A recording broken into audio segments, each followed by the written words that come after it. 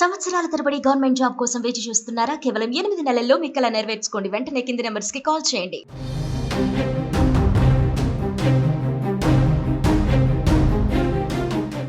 ఉగ్రవాదుల ఆనవాళ్లతో హైదరాబాద్ ఒక్కసారిగా ఉలిక్కిపడింది.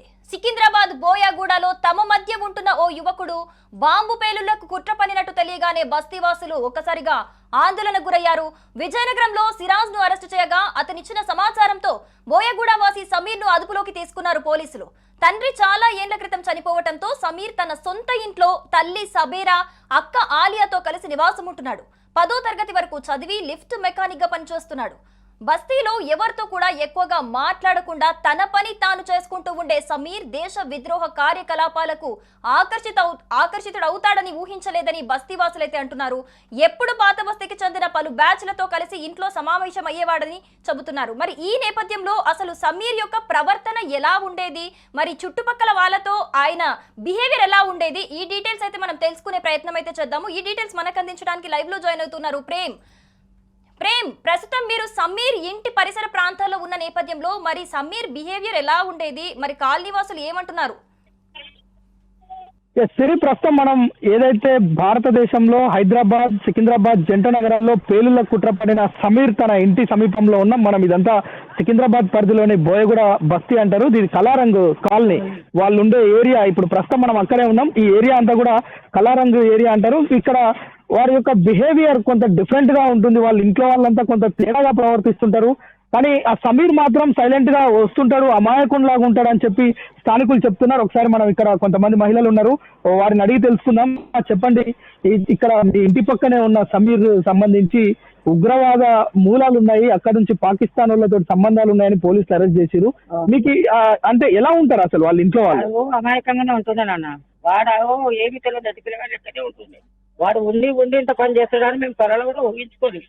వాళ్ళ ఇంటికి మాత్రం ఆ పాత బస్తాలు అయితే కంపల్సరీ వస్తారు. ముసలోళ్ళు వస్తారు, వయసు వాళ్ళు వస్తారు, వాళ్ళ అక్క పోతుంది, వాళ్ళ అమ్మ పోతుంది, వాడు కూడా పోతాడు. వాళ్ళు ఏముందో మాకు తెలియదు నాన్న. బస్తీలో ఉన్నప్పుడు ఆయంట బాయ్ వరకే ఉంటాం మేము. మీరు ఎక్కడికి వెళ్తారు, ఎందుకోసం మనం అవన్నీ చర్య చేసుకోవాలి. ఆ రోజు కూడా సార్ వాళ్ళు వచ్చి ఎంత 16 మంది వచ్చారు. స్పెషల్ ఆఫీసర్లు అంట.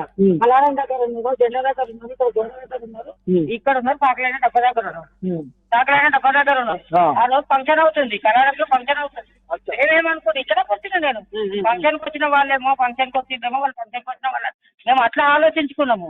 ఆ దళితులు ఎప్పుడైతే పైనుంచి కిందికి వచ్చి బండి ఎక్కాడో గతం అందరూ గ్రూప్ జమ అయిపోయారు. వాళ్ళ అనామతో బతుకమ్మలో కట్టుకొని వెళ్ళిపోయారు నాన్న.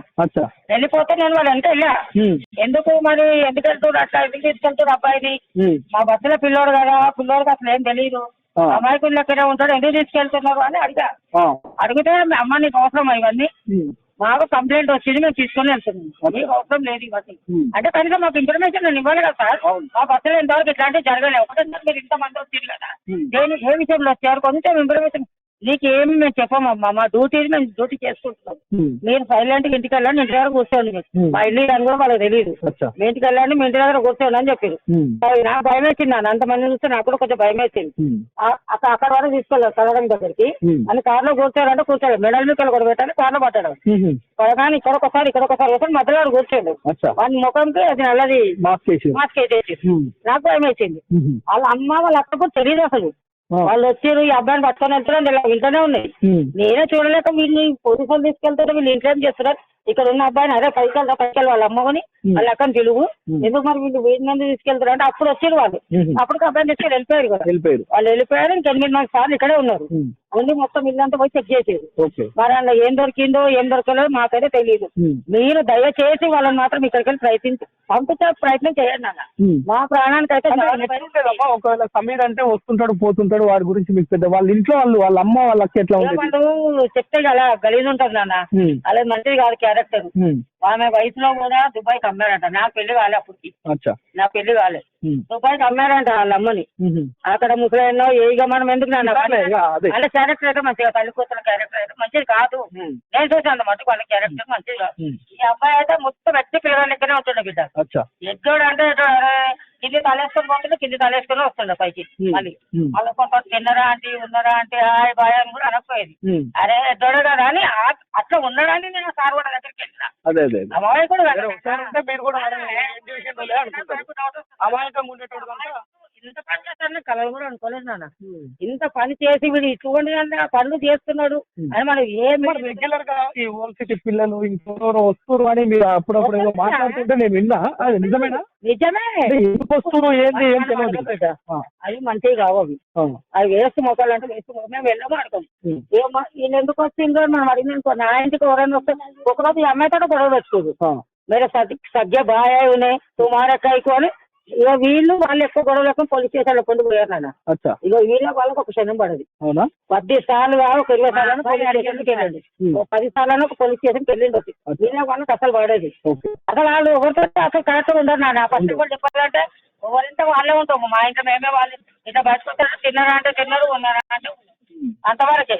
కానీ వాళ్ళ క్యారెక్టర్ అయితే మంచిగా కాదు. వాళ్ళని అయితే దయచేసి ఇక్కడ నుంచి కాల్ చేపించేది బిడ్డ. నేను ఫస్ట్ చెప్తున్నా, మీకు దండం చేస్తున్నా.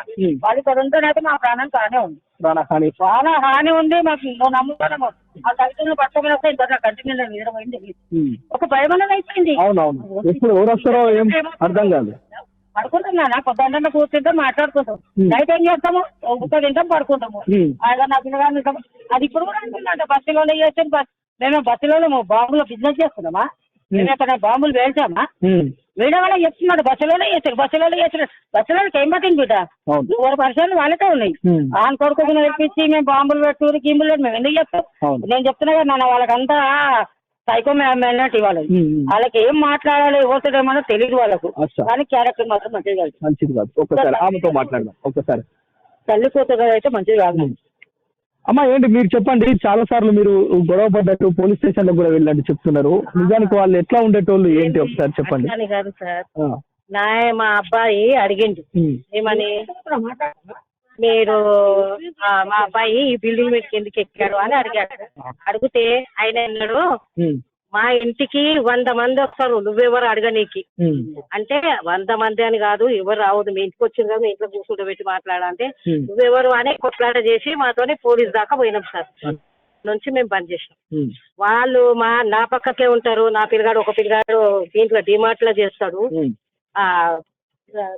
ఆయన నైట్ డ్యూటీ, రాత్రి 10 గంటలకు పోతాడు. ఇంకో ఆయన డైలీనే పోతాడు వస్తాడు. ఎప్పుడు ఏం చేశాడో మాకు తెలియదు సార్. మాకు ఎంత భయం ఉందంటే సాయంత్రం ఇప్పుడు 6 కాగానే మేము తలుపు వేసుకొని కూర్చొని ఉంటుంది. మా భయం, మాకు టెన్షన్ మాకు. ఎందుకంటే చిన్నపిల్లలు 2 మాకు అబ్బాయికి, మా కోడలు ఆమె భయపడుతుంది, ఎవరైనా భయపడుతుంది. మేము ఆ పొద్దంతా ఉండం. ఇప్పుడు నేను డ్యూటీ దిగినా ఇప్పుడు ఇంటికి పోతాం. మీరు ఏం చేస్తారో ఏమో సార్, అది మీ కానీ మాకైతే చాలా భయమే ఉంది. నేను పక్కకు ఉంటా కాబట్టి నాకు చెప్తాను, చాలా భయమే ఉంది సార్. చిన్న సంగతి చెప్తున్నా. ఇక్కడ నుంచి వాళ్ళని పంపించేసేయాలంటే అలానే అనుకుంటున్నాను. మరికొంతమంది కూడా ఉన్నారు. సిరి ఒకసారి మాట్లాడించే ప్రయత్నం చేద్దాం. వీళ్ళంతా కూడా ప్రస్తుతం భయభ్రాంతులకు గురవుతున్న పరిస్థితి. ఎందుకంటే ఎవరెవరో వస్తుంటారు, ఏమో చేస్తుంటారు. వాళ్ళు బిహేవియర్ పైన అనుమానం ఏమన్నా వచ్చిందా? కనిపించాయా? ఒకసారి అడిగే ప్రయత్నం చేయండి. నేను ఇప్పుడు అదే అందరు ఉన్నారు, వాళ్ళంతా చాలా భయంతో ఉన్నారు. ఎందుకంటే ఓల్డ్ సిటీకి సంబంధించిన వాళ్ళు ఎవరెవరో వస్తుంటారు, ఆ పైకి ఎక్కుతుంటారు. నేను ఇప్పుడు వాళ్ళ ఇల్లు కూడా చూపించే ప్రయత్నం చేస్తా. మరి కొంతమంది ఉన్నారు నిజంగా, అంటే మనకు వచ్చిన ఈ సందేహాలను ఒకసారి వాళ్ళని కూడా అడుగుదాం. అమ్మ చెప్పండి, ఎప్పుడన్నా మీరు ఇట్లా అనుకున్నారా? అంటే ఈ అబ్బాయికి ఇట్లాంటి సంబంధాలు ఉంటాయి, అట్లాంటి ఏమన్నా అనుమానాలు ఏమన్నా వచ్చినా? ఎంత ఒళ్ళు పెట్టుకుంటారని తెలుసు కానీ అవి సంబంధాలు. మరి ఇప్పుడు ఎట్లా ఉంటారు మీ బస్సు వాళ్ళంతా? నిన్న దాకా ఒక లెక్క, ఇప్పుడు ఒక లెక్క. మీరు భయం అవుతుంది, ఏం చేయాలి మరి ఇప్పుడు? ఎవరికైనా భయం వేస్తుంది, రాత్రి కాగానే భయం వేస్తుంది. ఎవరైనా కొత్త వాళ్ళని చూస్తే భయం, రాత్రి కూడా భయం వేస్తుంది. మీరు చెప్పండి ఏంటి పరిస్థితి ఇప్పుడు, మీ ఏరియా పరిస్థితి ఏంటి? నిన్న మొన్న వరకు ఎట్లా ఉండే? ఇన్ని రోజులు మాకు తెలియదు, అదే సైలెంట్ గా వస్తుండే, సైలెంట్ గా వస్తుండే. మేము కూడా నోస్తూనే చూస్తున్నాము, మాకు కూడా భయమే ఉంది. చూసా అంటే వాళ్ళ ఇంట్లో వాళ్ళని చూసి, అంటే ఊకే అల్ల గొడవ పెట్టుకుంటున్నారు పక్క వాళ్ళతోటి అని వీళ్ళ మీద ఎప్పుడన్నా అనుమానం? అదే ఇక్కడ ఉన్న వాళ్ళందరూ పోలీసులకు కూడా కంప్లైంట్ ఇచ్చారు, వీళ్ళని ఇక్కడ నుంచి పంపించేసి అని తట్టుకోలేకపోతున్నారు. ఎందుకు అంత ఇదిగా ఏముంటారు వాళ్ళు అసలు? అంటే వాళ్ళతో ఏమైనా మాట్లాడితే గొడవ పెట్టేసుకుంటారా ఎట్లా?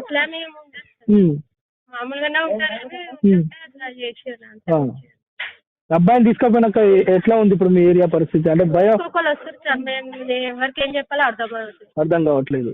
ఓకే.